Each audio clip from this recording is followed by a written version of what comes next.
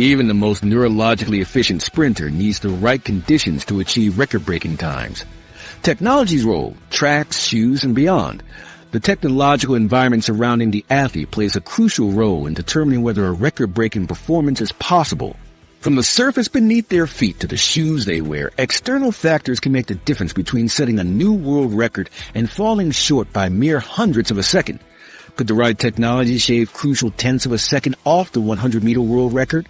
When we watch sprinters fly down the track, we're not just witnessing raw human ability. We're seeing a complex partnership between athlete and technology. This relationship has evolved dramatically over the decades, with each generation of sprinters benefiting from innovations their predecessors never imagined. Modern sprinting performances rely heavily on technological innovations that weren't available to previous generations. Consider Jesse Owens' remarkable 10.2-second 100-meter time in 1936. He ran on a cinder track that absorbed energy with each footfall, wearing heavy leather shoes with hand-forged metal spikes. Transport Owens to today's world of responsive synthetic tracks and ultralight carbon-infused shoes, and scientists estimate he might have run nearly a second faster without any change in his physical abilities. This technological evolution creates an interesting tension in how we view athletic achievements. While we celebrate human achievement, the line between athletic performance and technological advantage grows increasingly blurry.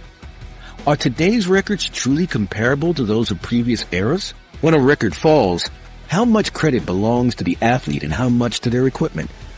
Perhaps the most significant technological advancement in sprinting has been the evolution of track surfaces. The cinder tracks of the early 20th century have given way to sophisticated synthetic surfaces engineered specifically for speed. According to Washington Post analysis, modern tracks return about 99% of energy to the runner, compared to just 60% for tracks of the 1960s. This means today's sprinters get back nearly all the energy they put into each stride, effectively making them faster without requiring them to work harder. The science behind these tracks is fascinating. Multiple layers of rubber and synthetic materials work together to create the optimal balance of firmness and elasticity. When a sprinter's foot strikes the track, the surface deforms slightly, absorbing the impact. Then, as the foot pushes off, the track returns to its original shape, pushing back against the foot and adding energy to the sprinter's stride. It's like running on thousands of tiny springs that help propel you forward. The track being installed for the Paris Olympics takes this engineering to new levels. It's specifically designed to produce record-breaking performances with consistent energy return across every square inch. Unlike older tracks that were poured on site, where variables like temperature and humidity during installation could create inconsistencies, modern Olympic tracks are manufactured in climate-controlled factories. Each section is precisely identical to the next, ensuring that Lane 1 offers the exact same performance characteristics as Lane 8. Footwear technology has seen equally dramatic advances. Sprint spikes have evolved from simple leather shoes with metal nails to highly engineered speed machines. Modern sprint spikes feature carbon fiber plates that store and release energy with each stride, much like the track itself.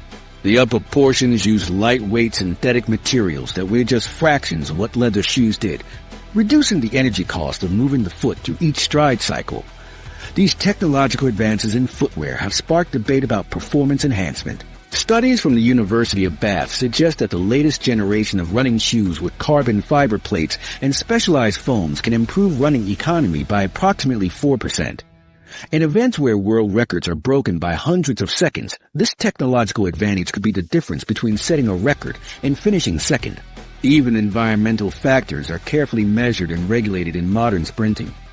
Wind assistance is strictly monitored, with a maximum allowable tailwind of 2.0 meters per second for record purposes. Interestingly, when Bolt set his 9.58-second record, he had a tailwind of just 0.9 meters per second, well below the maximum allowed. This means a sprinter with Bolt's abilities who happens to race with a perfectly legal 2.0 meters per second tailwind could potentially lower the record simply due to more favorable conditions. Temperature, altitude, and even air density affect sprint performances. Mexico City's 1968 Olympics saw remarkable sprint times partly because the thin air at high altitude created less resistance. Today's athletes and their teams carefully select competitions based on which venues historically produce the fastest times, often due to these environmental factors. These technological and environmental advantages raise an important question. How far can technology push human performance before we're no longer measuring raw human ability? At what point does a sprint record become more about the equipment than the athlete? Sports governing bodies face the difficult task of determining where to draw this line. Some technologies get approved while others get banned, often based on subjective judgments about what constitutes natural human performance. For example, full-body supersuits that reduce drag were eventually banned in swimming after nearly 200 world records fell in less than 2 years.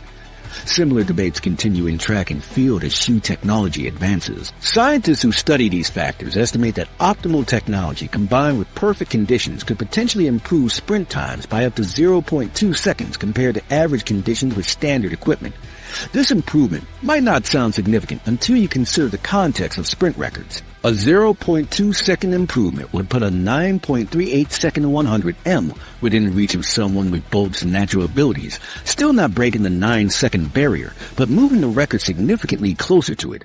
This technological factor adds another dimension to our central question about human limits. When we ask whether humans could ever run 100 meters in under 9 seconds, we must consider not just biological evolution, but technological evolution as well. Future advances in track surfaces, footwear, training methods, and even clothing could all contribute to incrementally faster times. Yet even with perfect technology and conditions, the fundamental question remains unanswered. Can human biology, the muscles, nerves, and biomechanical systems we've examined ever generate enough speed to break the 9-second barrier? Technology can optimize performance, but it can't transcend the basic limits of human physiology.